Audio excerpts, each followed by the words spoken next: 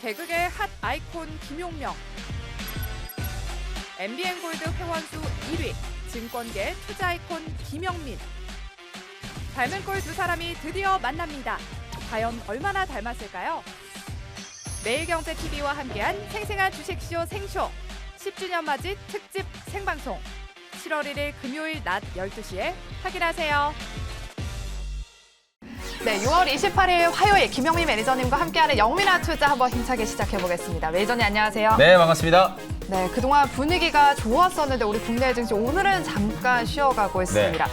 그래도 아직까지 그때 급락했던 그 폭을 다 메우려면 아직 갈 길이 멀었잖아요. 그렇죠. 우리 작가님도 뭐 마이너스 20%였다가 이제 뭐 마이너스 10%까지 네. 올라왔다 이렇게 말씀해 주시곤 하는데 앞으로 좀 상승을 받을 만한 재료가 있을까요? 아무래도 이제 6월 한 달만 놓고 보면 네. 우리 국내 증시가 글로벌 증시 평균 대비해서도 낙폭이 지나치게 조금 과도했거든요.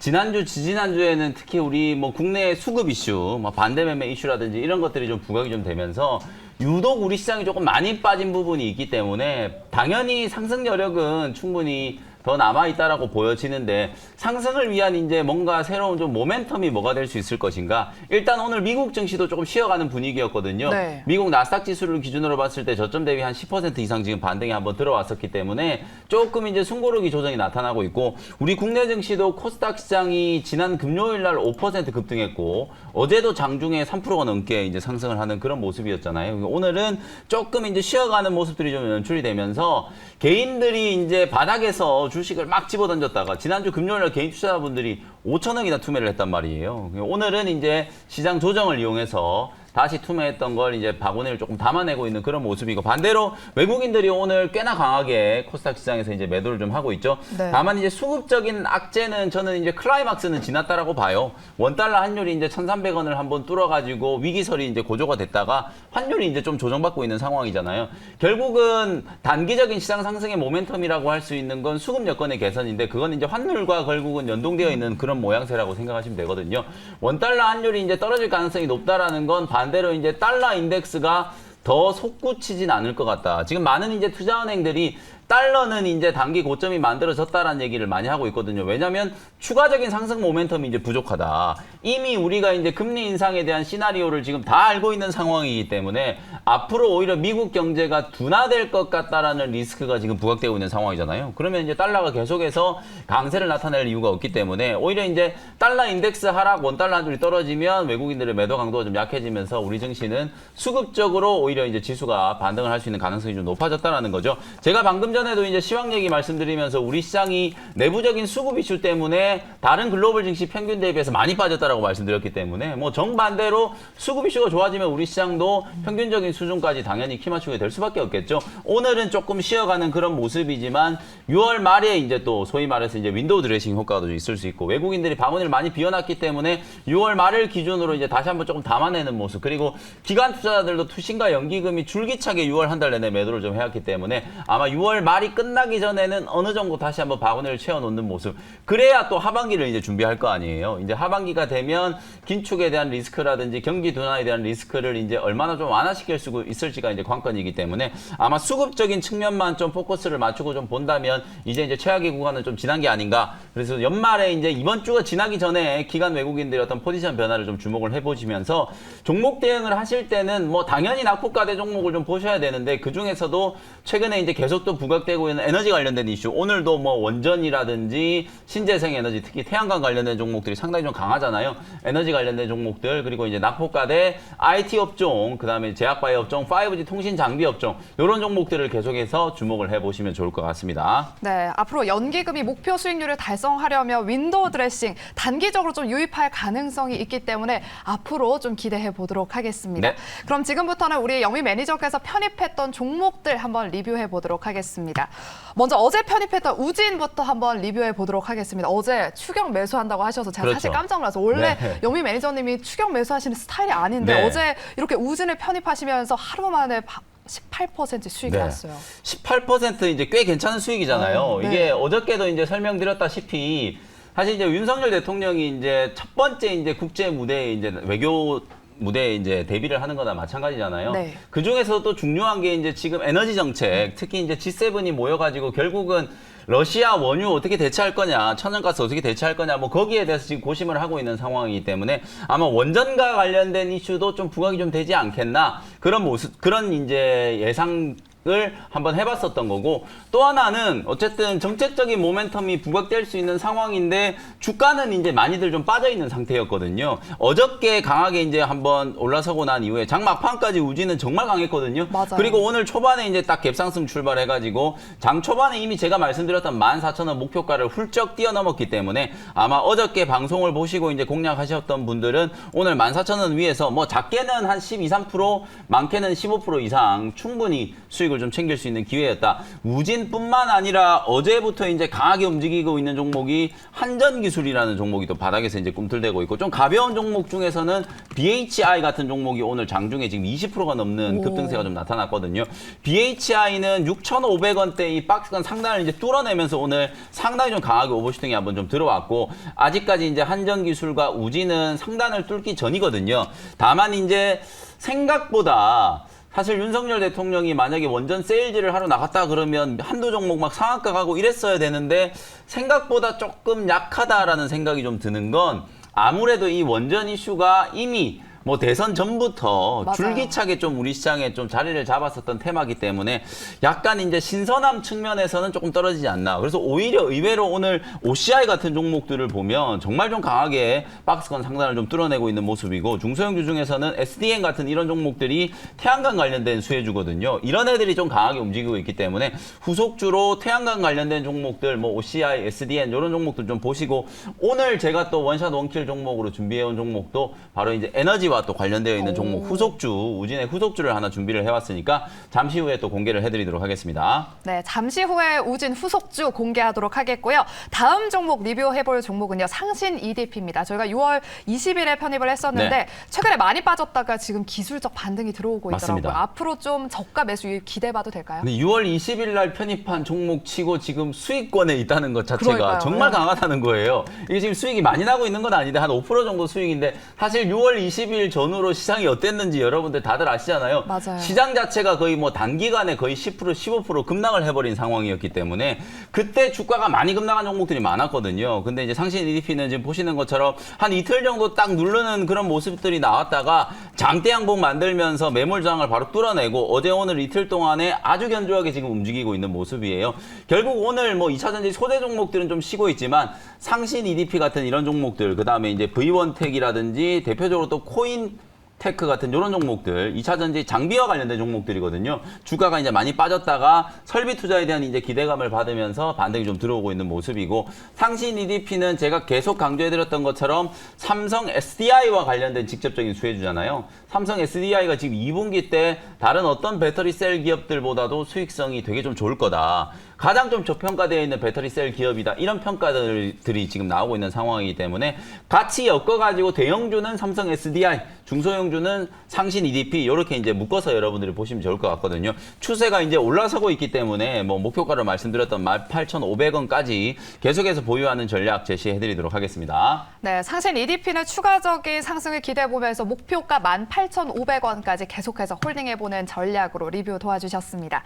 그럼 영미 매니저의 종목 리뷰는 여기까지 들어보도록 하겠고요. 네. 계속해서 우리 시청자분 종목 상담 빠르게 도와드리도록 하겠습니다. 첫 번째 종목은 가온칩스고요. 3만 원에 매수하셨고 비중이 좀 커요. 47%예요. 네, 3만 원 정도에 이제 매수하셨기 때문에 뭐 당연히 보유 의견 드리도록 하고요. 오늘 SP 시스템즈 같은 이런 종목들이 이게 하단에 눌러 있다가 갑자기 이제 거래가 들어오면서 이제 급반등이 들어오는 이런 모습들이 좀 나타나고 있잖아요. 네. 거의 위치가 이제 좀 비슷한 자리거든요. 가온칩스도 지금 보시면 계단식으로 급등이 한번 나왔다가 조정 주고 또다시 이제 전고점 뚫으면서 이제 급등 한번 나오고 다시 조정 주고. 근데 이제 전형적인 이게 이제 상승 패턴인 게 고점을 계속 이렇게 이제 높여주고 저점도 이렇게 높이면서 이제 주가가 올라가고 있잖아요. 3만 원대 매수하셔가지고 약간 좀 물리시긴 했지만 하단이 어느 정도 이제 조금 잡혀 있는 상태이기 때문에 계속 보유를 한번 해보시고, 단기 반등이 들어오면 지금 매물 저항이 상당히 좀 강한 자리가 34,000원에서 36,000원 요 자리거든요. 거래가 너무 좀 심하게 좀 붙어 있는 자리이기 때문에 요 정도 자리 올라가기 전에 이제 차익을 챙기는 목적으로 한 33,000원 정도 자리를 1차적인 반등 목표치로 제시를 한번 해드려 보도록 하겠습니다. 네, 가온칩스는 1차 목표가로 33,000원까지는 반등 기다려보자라고 상담 도와주셨습니다. 네. 그럼 영민한 투자 문자 사연은 여기까지 들어보도록 하겠고요. 오늘의 원샷 원킬 종목, 아까 전에 우진의 후속주다라고 네. 에너지 관련 종목이라고 힌트를 약간 주셨는데 어떤 종목일까요? 원전 종목은 아니고요. 이제 원전은 아니에요? 오늘 이제 조금 오버슈팅 나온 종목들도 있고 급등이 나온 종목들이 있기 때문에 이제 진짜 오늘 원전을 들어가면 이건 이제 추경 매수예요. 물론 이제 더 갈 수 있는 종목들이 있겠죠. 아직까지 이제 모멘텀이 완전 끝난 건 아니고 또 윤석열 대통령과 한미일 정상회담 지금 예정이 되어 있기 때문에 그때 네. 또 어떤 얘기가 나올지 모르기 때문에 재료는 아직 남아 있으나 위치 자체는 지금 약간 좀 추경 무서워요. 매수해야 되는 자리예요. 맞아요. 그래서 아까 제가 말씀드렸던 것처럼 태양광이라든지 풍력 또 이런 종목들도 시장이 조정이 들어올 때 꽤나 이제 하락이 조금 들어왔었기 때문에 네. 오히려 이제 그런 종목들을 이제 후속주로 좀 공략하는 컨셉이고요. 오늘 제가 이제 준비해온 종목은 2,170원 현재가로 신성 ENG라는 종목을 소개를 한번 해드려 보도록 하겠습니다. 역시 마찬가지로 뭐 신재생 에너지와 관련된 특히 이제 태양광과 관련된 이제 사업을 영위하는 기업이고 가장 좀 독특한 게 이 회사는 이제 태양광 모듈 관련된 에너지 사업 부문뿐만 아니라 반도체나 디스플레이, 2차 전지 이런 데 이제 폭넓게 사용되는 클린룸을 또 시공을 하고 있거든요. 그 클린룸 시공하는 환경 사업 부문도 이제 같이 영위를 하고 있는 기업이다라고 생각을 하시면 될 것 같아요. 주요 고객사가 뭐 여러분들이 다 예상하다시피 반도체 하면 고객사는 당연히 뭐 삼성전자, SK 하이닉스 요 두 기업하고 주로 이제 거래를 하고 있고 디스플레이도 마찬가지로 삼성 디스플레이, LG 디스플레이 그다음에 2차 전지는 뭐 당연히 삼성 SDI라든지 이런 종목들하고 거래를 하겠죠. 그리고 또 하나 이제 요즘에 워낙 좀 잘 나가고 있는 PCB와 관련된 FCBJ와 관련된 이제 설비 투자 삼성전기도 그렇고 대덕전자 뭐 코리아서키트 심텍 이런 종목들이 설비 투자를 또 워낙 많이 하고 있기 때문에 공장의 이제 캐파를 늘리기 위해서 설비 투자가 진행이 될 때 그에 따른 이제 클린룸 시공이 늘어나고 있다. 이게 이제 단기적인 모멘텀으로 좀 작용을 하고 있다라고 보시면 될 것 같고요. 태양광 모듈 사업을 하고 있기 때문에 여러분들이 좀 잘 아셔야 되는 게 OCI 같은 경우에는 폴리실리콘을 이제 제조하는 기업이잖아요. 네. 근데 이제 폴리실리콘 가격이 상승해야 OCI 주가도 올라가거든요. 근데 지금 제가 말씀드리는 태양광 모듈 자체를 만드는 기업들, 신성 ENG 같은 이런 기업들은 원재료격인 폴리실리콘 가격이 올라가 버리면 수익성이 좀 안 좋아지겠죠. 그렇죠, 손해죠. 그렇죠. 오히려 지난 4분기 때 폴리실리콘 가격이 폭락을 했었거든요.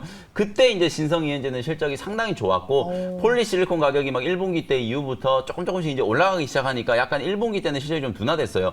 근데 이제 2분기 이후에는 어떤 기대감을 이제 우리가 가질 수 있냐면 2차 전지 소재 종목도 여러분들 양극재에 들어가는 핵심적인 원재료들 가격 막 올라갈 때 2차 전지 소재 종목들 주가 별로 안 좋았잖아요.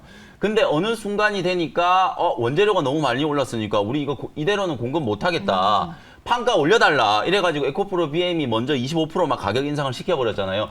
그런 것과 마찬가지로 지금 원재료인 폴리실리콘 가격이 이제 올라간 만큼 당연히 이제 태양광 모듈 패널의 가격도 이제 같이 올라가고 있는 추세이기 때문에 사실은 원재료 가격 부담을 이제 판가로 전이시키는 구간이 2분기 이후부터 좀 진행이 좀 될 수 있다라는 거예요. 그래서 오히려 OCI 같은 이제 폴리실리콘 관련된 기업들 주가가 지금 먼저 움직인 측면이 있고 태양광 모듈 관련된 종목들은 아직까지는 탄력적으로 못 움직이고 있는데 아마 2분기 이후부터는 실적 턴어라운드에 대한 이제 기대감이 상당히 좀 강하게 반영이 좀 되면서 아무래도 이제 주가에도 상당히 좀 긍정적인 영향을 미칠 수 있다라고 보여지거든요.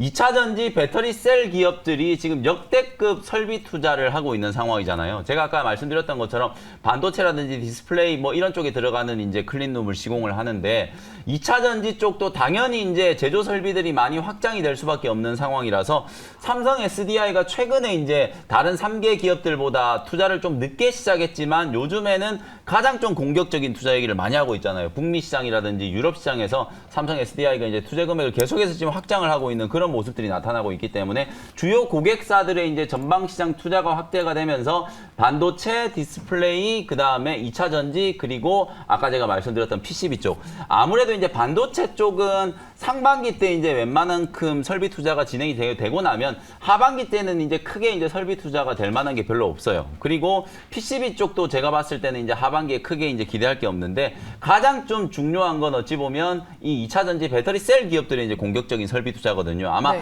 연중 내내 이제 설비 투자가 좀 계속 진행이 좀 될 거고 그런 측면에서 봤을 때는 클린룸 수주가 또 늘어날 수 있는 가능성이 좀 있고 또 하나는 이런 이제 클린룸 시공이 뭐 반도체나 디스플레이 이런 쪽에만 들어가는 게 아니라 요즘에 이제 우리 누리호 발사하고 난 이후부터 많이 좀 주목을 받았던 우주 항공, 방산 이런 분야에도 이제 폭넓게 좀 쓰이는 게 바로 이제 클린룸 시공이기 때문에 전방위적으로 봤을 때 이제 산업 전반에 이런 클린룸 시공이 설비 투자 증가와 함께 같이 이제 수주가 좀 좋아질 수 있는 가능성이 있고 ESG 여러분들 많이 들어보셨잖아요. 요즘에는 반도체 생산을 할 때도 ESG 정말 좀 중요하잖아요. 그래서 삼성전자가 지금 아리백 가입 한 해 만에 그것 때문에 되게 이제 좀 논란이 좀 되고 있는 상황이잖아요. 아마 삼성전자도 당연히 이제 가입을 할 수밖에 없을 거예요. 북미나 이제 유럽 쪽에서 까다로운 이제 환경 기준을 이제 만들어내고 있기 때문에 제품을 제조할 때 반도체나 가전제품, 배터리를 만들 때도 까다로운 이제 환경 기준을 충족시키면서 이제 해야 되기 때문에 바로 이제 이 신성 ENG가 하고 있는 에너지 사업 부문, 환경 사업 부문 모두 다 이 ESG와 또 상관관계가 있는 기업이기 때문에